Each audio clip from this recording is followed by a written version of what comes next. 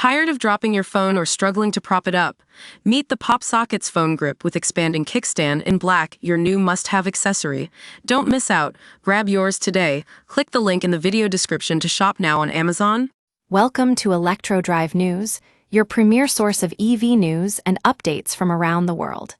Today, we're shining a spotlight on Indonesia's electric vehicle revolution and the dark forces that are threatening to disrupt it.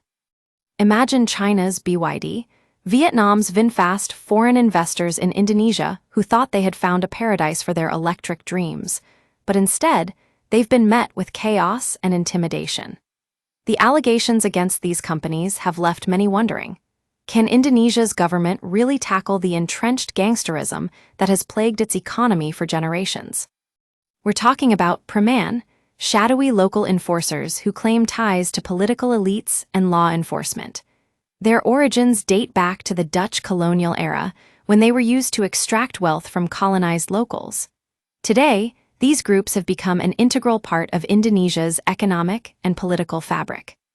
The problem is, foreign investors like BYD are being forced to navigate this treacherous landscape.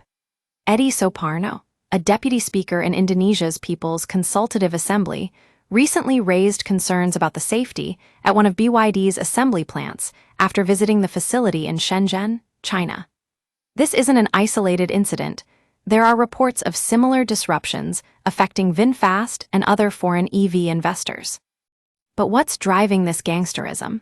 Is it a case of corrupt officials seeking to extort protection money from foreign companies? Or is it something more sinister?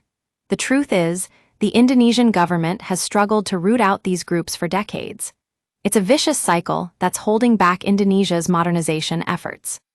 At Electro Drive News, we believe that EVs have the power to transform not just industries, but entire economies. But in Indonesia, those gains are being held hostage by forces that refuse to be silenced.